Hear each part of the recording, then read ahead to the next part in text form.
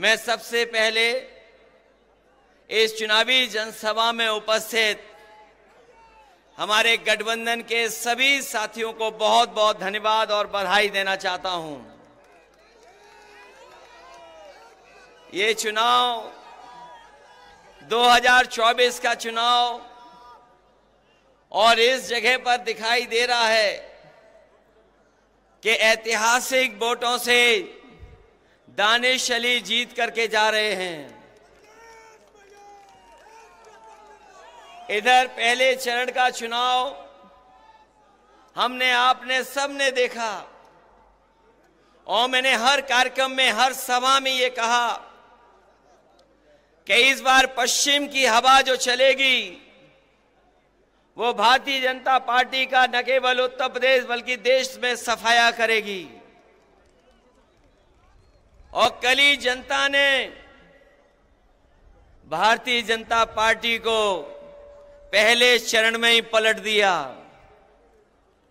जो लोग कहते थे कि उनकी फिल्म चल नहीं रही है, मैं उन्हें बताना चाहता हूं, पहले दिन ही पहला शो भारतीय जनता पार्टी का फ्लॉप रहा।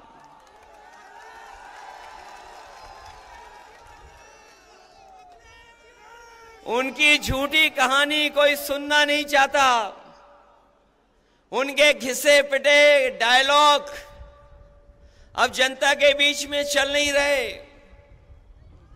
उनकी सब खिड़कियां खाली हैं, कोई उत्साह नहीं दिखाई दे रहा है। यूपी वाले जब स्वागत करते हैं तो अच्छा स्वागत करते हैं, लेकिन जब विदाई करते हैं तो ढोल नगाड़े से विदाई करते हैं। इस बार तो अमरोहा की ढोलक बज करके भारतीय जनता पार्टी की विदाई होने जा रही है। जो कभी जुमले लेकर के आए थे, जिन्होंने कहा किसान की आय दोगुनी हो जाएगी, आज 10 साल हो गए, बताओ किसी किसान की आय दोगुनी हो गई हो? कोई हमारा बुनकर भाई खुशहाल हो गया हो? हमारे नौजवानों को कहा कि नौकरी देंगे हर साल 2 करोड़। बताओ बेरोजगारी इस तरीके से फैली है और सरकार जानबूझ करके बेरोजगार रखना चाहती है। अभी जितनी भी सरकार में परीक्षाएं हुई हैं, सब पेपर लीक हो गए। पहला पेपर लीक हुआ, सरकार सावधान नहीं हुई। उसके बाद जितनी परीक्षाएं हुई सब में पेपर लीक हो गए। और कई बार मैंने कहा कि 60 लाख बच्चों का, 60 लाख नौजवानों का भविष्य अंधकार में डाल दिया इस सरकार ने।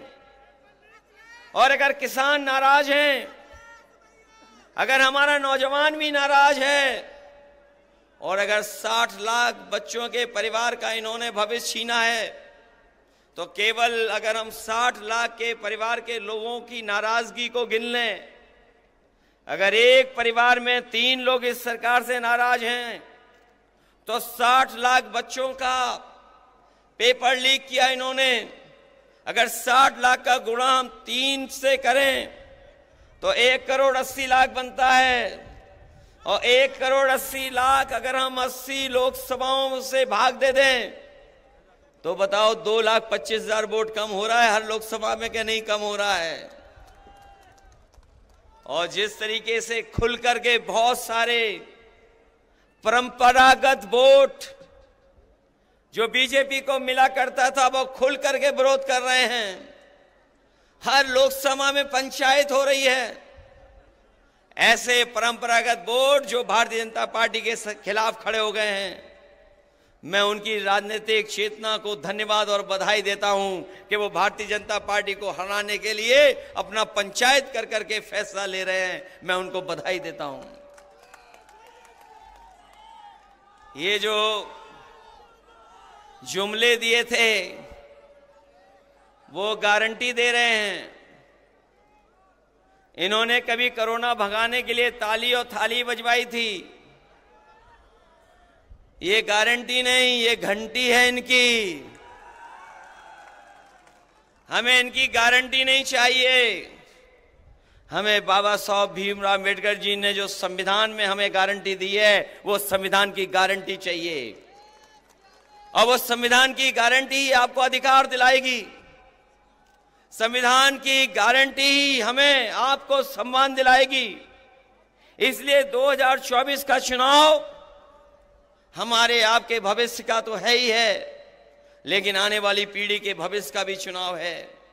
इसलिए आने वाली पीढ़ी के भविष्य के लिए और बाबा साहब भीमराव अम्बेडकर जी का संविधान बचाने के लिए और अपने वोट के एक अधिकार को बचाने के लिए आप लोग सब मिलकर के दानिश अली को जिताने का काम करना, इनकी मदद करने का काम करना।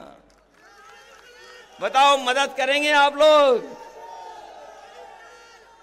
दानिश अली जी को मदद कर करके लोकसभा में भेजोगे?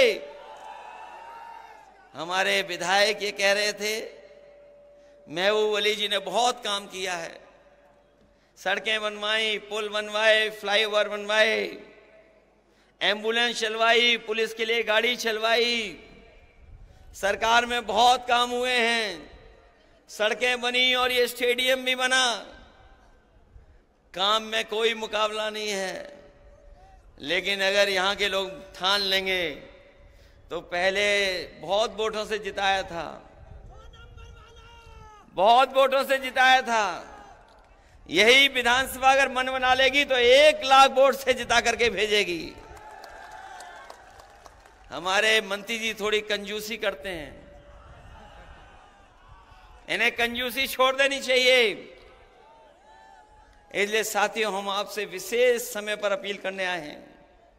ये गठबंधन जो बना है, यहां एक एक बैठे नौजवान बुजुर्ग चाहते थे गठबंधन बने।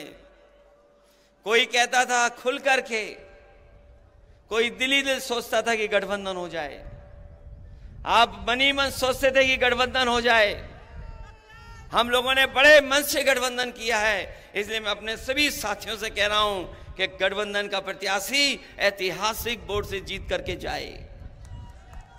जो सवाल महंगाई का है, बेरोजगारी का है, वो आपके सामने है और बहुत सारी तकलीफ परेशानियां हैं।